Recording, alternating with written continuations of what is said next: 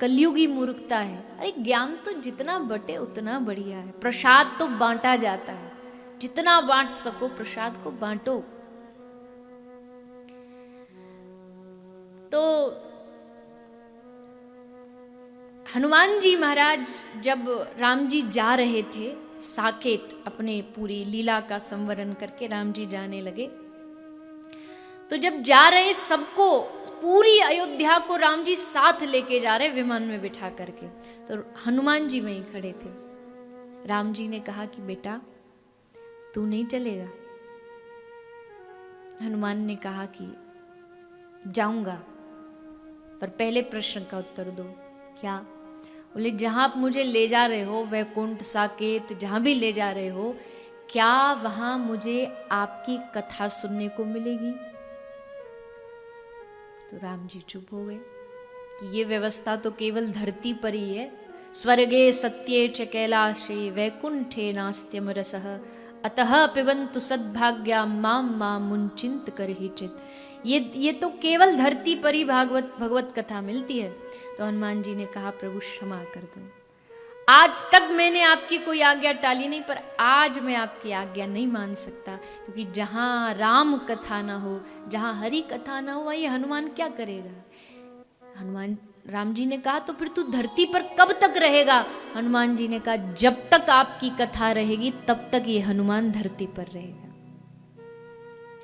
तो अगर हनुमान जी को सदा सर्वदा धरती पर रखना है, तो ये हमारी एक सबसे बड़ी जिम्मेदारी बनती है कि कथा निरंतर चलती रहनी चाहिए, कथा निरंतर बहती रहनी चाहिए।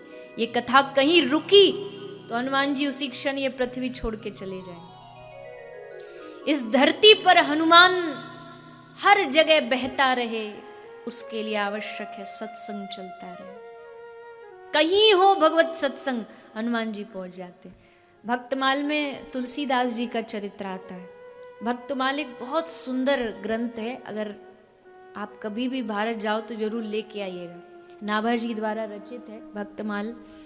उस भक्तमाल में अनेक भक्तों का चरित्र है, त्रेता के, द्वापर के, कलयुग के, आज से 500 साल 100 साल पहले भक्त सबका चरित्र है। तो उसमें तुलसी बाबा का चरित्र है। उसमें लिखा है श्री तुलसीदास जी काशी में विराजमान कथा रहते थे कुटिया में, और धाम में वो मलमूत्र नहीं त्यागते थे, नियम था तुलसी बाबा का। तो वहां से नदी पार करके जाते, वहां सुबह सुबह अपना शौचादि होके फिर आते थे। तो हाथ में पात्र ले जाते थे, हाथ वाथ सब मांझने साफ करने के लिए। तो उनके पात्र में जो थोड़ा जल बच जाता उसको एक पत्थर पे डाल देते थे रोज। एक दिन उस पत्थर से एक प्रेत प्रकट हो गया।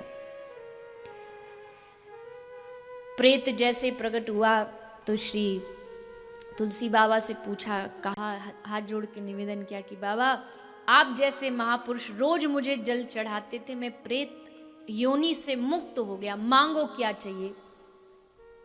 अब भगवान का भक्त भगवान से क्या मांगेगा? कोई पैसा मांगेगा नहीं, रुपया मांगेगा नहीं, धन दौलत नहीं, कतई नहीं, कदापि नहीं।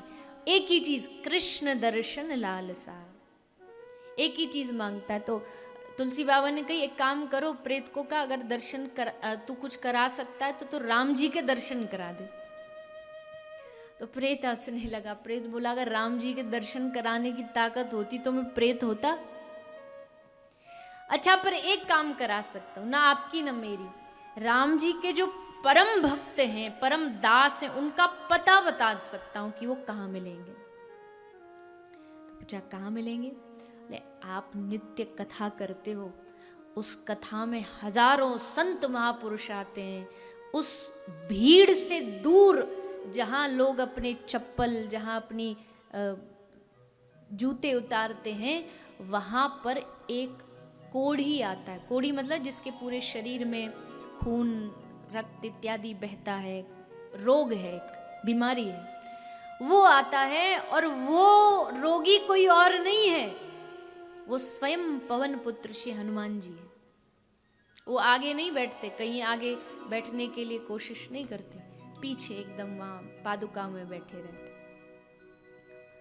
जाओ कर लो दर्शन। अगले दिन कथा आरंभ हुई। बाबा तुलसीदास जी उठ के गए, देखा हनुमान जी पीछे कोड़ी बन के विराजमान है। भागे भागे बाबा तुलसी गए और जाके उनके चरणों को पकड़ लिया। तो हनुमान जी बोले, अरे दूर दूर दूर, अरे भैया तुझे दिखाई नहीं देता, मेरे शरीर में रोग है, तू छुएगा तो तुझे भी रोग लग जाएगा। तो तुलसी बाबा ने मुस्कुरा के कहा कि यही तो मैं चाहता हूं कि मैं आपको छूं और आपका जो राम रोग है वो राम रोग मुझे लग जाए। ये रोग तो बड़ी कृपा से लगता है ना, ये बीमारी, भक्ति भी एक प्रकार की बीमारी है। अब ऐसा मत करना कि इतना सा बच काट के उसको लगा देना कि इन्होंने कहा भक्ति तो बीमारी है।